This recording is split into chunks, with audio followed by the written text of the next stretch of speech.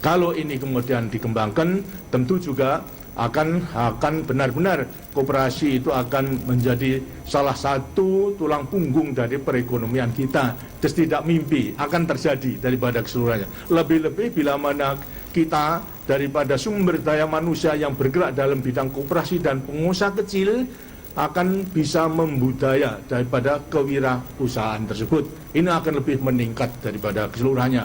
Karena itu juga tidak hanya koperasi yang kita bangun, kita kembangkan, tapi juga pengusaha-pengusaha kecil yang jumlahnya tidak sedikit, jutaan daripada seluruhnya. Daripada koperasi non KUD tadi, itu akhir daripada pembangunan jangka panjang pertama yang 33.188, ternyata anggotanya juga sudah mencapai 11 juta lebih. Setelah 2 tahun kemudian tadi dilaporkan oleh Menteri Koperasi menjadi 25 juta daripada anggotanya.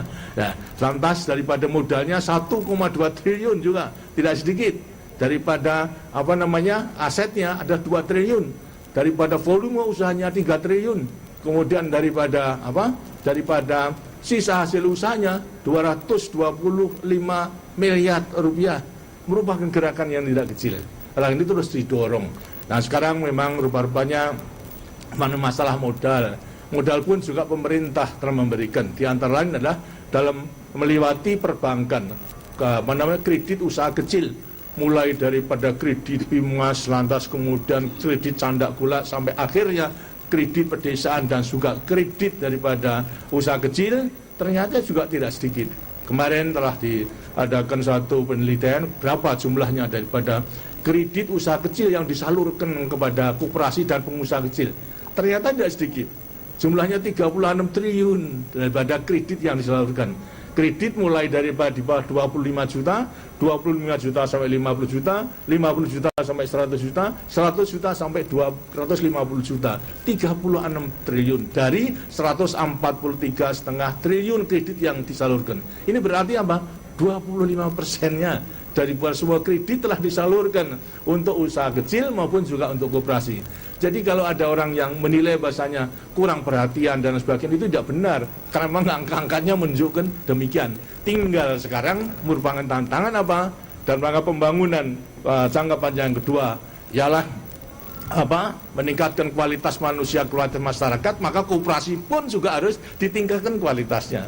Pengusaha kecil pun juga harus ditingkatkan daripada kualitasnya, melewati pendidikan, peningkatan keterampilan dan lain sebagainya.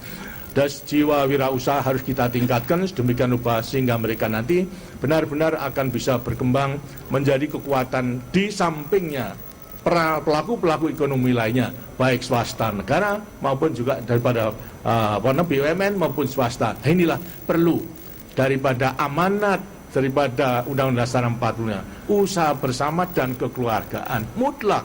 Daripada semua pelaku ekonomi harus ada kerjasama, kemitraan mutlak itu harus dilakukan.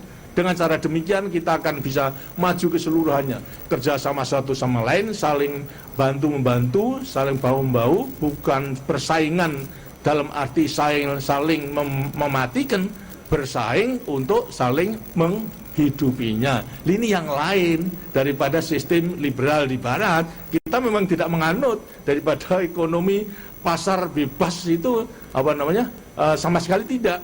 Dan kita memang menganut ekonomi pasar yang terkendali. Untuk apa yang mengendalikan apa? Yang mengendalikanlah sebesar-besar kemakmuran rakyat. Dan kita tidak perlu takut, tidak perlu malu untuk mengatakan kepada dunia, kita memang tidak sama. Kita mempunyai satu prinsip dan strategi sendiri. Dan ini harus kita buktikan. Bisa enggak daripada pelaku-pelaku ekonomi ini kerjasama satu dengan lain dalam rangka kemitraan memang harus terus-menerus diusahakan. Dengan jalan demikian maka kita tidak perlu ragu-ragu sehingga dalam perkembangan dunia nanti itu sekarang ini daripada GDP dunia itu tahun 94 27 triliun US dollar sekarang. Nanti dalam rangka dan 27 triliun itu 69 triliun atau 69% itu dikuasai di tiga negara. Siapa? Amerika, Jepang, sama Eropa. Asia itu hanya 20,8%, sedangkan lainnya 12,2%. Tapi karena perkembangan ekonomi kita itu terutama di Asia terus menanjak,